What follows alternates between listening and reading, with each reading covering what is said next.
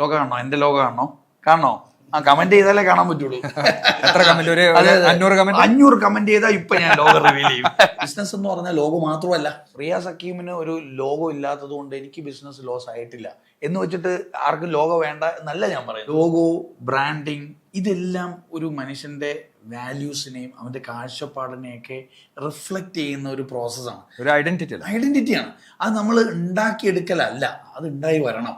അപ്പോൾ എനിക്കുണ്ടായി വന്നത് വർഷങ്ങൾക്ക് ശേഷം. സാധാരണ ഒരു ബിസിനസ് നമ്മൾ സ്റ്റാർട്ട് ചെയ്യുന്നതിന്റെ തലേ ദിവസം ചെയ്യുന്ന പരിപാടി ലോഗോ ഉണ്ടാക്കുക. വർഷങ്ങളായിട്ട് ബിസിനസ്സും എന്നെ സെല് ചെയ്യുമ്പോഴും ഒക്കെ ഞാൻ അങ്ങനെ ഒരു ബ്രാൻഡിങ് സാധാരണ കൺവെൻഷണൽ മോഡലിൽ ചെയ്യാത്ത ഒരാളായിരുന്നു. വർഷങ്ങൾക്ക് ശേഷം എൻ്റെ ബ്രാൻഡ് ലോഗോ ചെയ്യാനും അത് ചെയ്ത് നംഷിദിനെ കൊണ്ട് മോസിൻ എന്ന ഇൻക്രെഡിബിൾ ആയിട്ടൊരു ക്രിയേറ്റീവ് മൈൻഡിനെ കൊണ്ട് അത് ചെയ്യിപ്പിക്കാനും ഒക്കെ തോന്നിപ്പിച്ചത്. I'm so happy. Mohsin തന്നതുപോലെ എന്നെ റിഫ്ലക്ട് ചെയ്യാൻ, എന്റെ ഇമോഷൻസിനെ റിഫ്ലക്ട് ചെയ്യാൻ ആർക്കും സാധിച്ചിട്ടില്ല.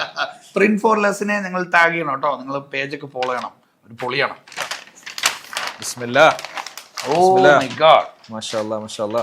റിയാസ് ഹക്കീം റാബിയത്ത്, ഇതാണ് എന്റെ പേര് കേട്ടോ. റിയാസ് HR എന്നായിരുന്നു എന്റെ സ്കൂളിലൊക്കെ പേര്. HR എന്ന് പറയുമ്പോൾ തന്നെ ഹ്യൂമൻ റിസോഴ്സ് എന്നാണ്, മനുഷ്യർ. HR-ൽ നിന്നും RH-ലേക്കുള്ള യാത്ര മനുഷ്യർക്ക് വേണ്ടിയാണ്.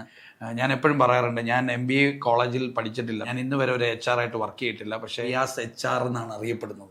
അപ്പം HR എൻ്റെ ചോയ്സ് ആയിരുന്നില്ല, അതെൻ്റെ വീട്ടുകാരെനിക്ക് അടുക്കളയിൽ നിന്ന് തന്നെയാണ്. ഉമ്മ റാബിയത്തും ഉപ്പ ഹക്കീമും. പക്ഷേ HR-ന് വേണ്ടി നിൽക്കുക എന്നുള്ളത് എൻ്റെ ചോയ്സാണ്.